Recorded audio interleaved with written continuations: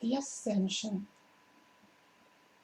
As Ogmura stood before the council of Tana, he finished his reminiscences and let his eyes, those ancient eyes which had seen so much, circle around the table. He looked deeply into the eyes of each of those present. Here and there tears glistened in the gazes which steadfastly met his. So some of them knew already, did they? Well, all they had to do was to tune into my thoughts. The war story is recorded there, Ogmore mused. I called the council of Tana to order, he announced with his greatest authority. This shall be our final gathering. I have summoned you here to inform you that the hour of Lemuria's completion is at hand. He told them the stories of his two dreams. The council sat ever so silently with a solemn respect for the overwhelming knowledge that they were receiving. Let us prepare to return to our places of origin in the far universes. Now we shall stand and hold hands and depart as one being. They stood and clasped hands. Some had tears running down their faces, others held expressions of raw courage. A few had to conquer the terrible fear inside that made them want to run outside shouting in panic. Yet there they stood, and they stood as one. They felt their beings being pulled up by the golden cords. They were pulled up and up until their physical bodies became so light that they lifted off the ground. Still they stood in the air now, holding hands, being one. As they arose ever higher, a great crackling roar of thunder exploded. The top of the temple blew off in the wake of numerous explosions. As they ascended, they saw the fires, the smoke, the newly created volcanoes gushing out streams of fiery red lava. They saw the cracks in the earth.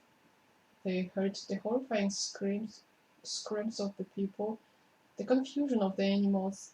A chaos of destruction spewed its rage in all directions until, at last, all was quiet.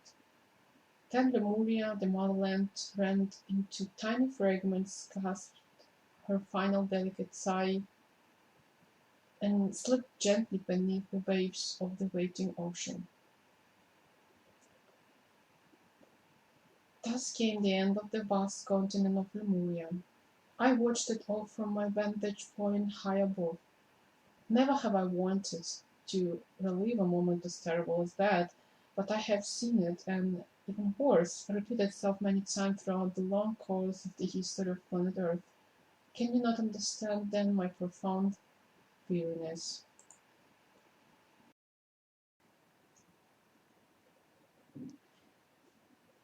The island.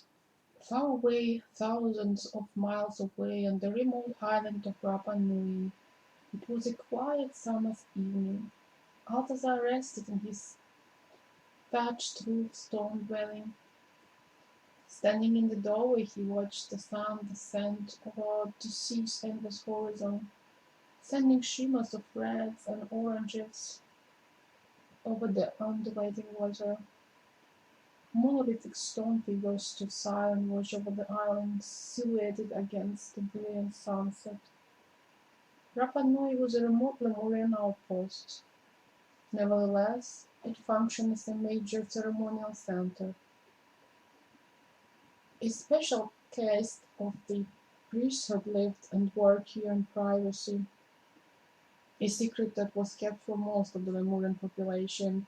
The temples were discreet. Most of the rituals were performed outside in front of the stone guardians. Always, when there is an outer place of power, there will be the corresponding inward place of power as well, and usually one must assign rankings of importance to such places. I always look to the hidden ones, while the outward ones are the seats of politics and open building of authority. Those hidden ones are thus free to work on the pure level of spirit, and can affect a profound influence on matters thousands of miles away or indeed far across the planet and universe. Such a place was Rapan. The priesthood here worked on the healing arts, utilizing highly developed skills of healing with the essences of flowers and plants. These were used in a preventative manner, concentrating more on correcting imbalances before they developed into diseases. This work was also known and practiced throughout Lemuria. They worked as a concerned alignments with certain star energies. Remember that Rapa Nui was unique in its extreme isolation. The vastness of the heavens was more familiar to them than was the rest of the world. Equal hence, they maintained strong connections with other extraterrestrial dimensions. The stone giants were conductors for this usage as well as protectors from negative energy patterns. They created a force field of concentrated energy within the island.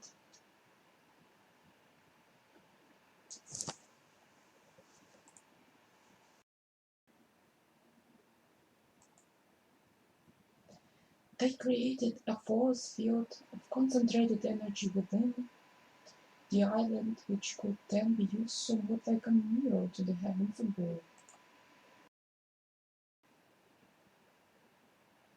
The real name of Rapa Nui can no longer be spoken. It contains strong magic describing its true purpose, which I am not permitted to disclose at this time. I will mention to you only that Rapa Nui was also known as the eye turned toward the sky. Perhaps you can discover its secrets on your own. Altazar had been sent here to rechannel some corruption that had seeped into the temple hierarchy. His work had not been difficult.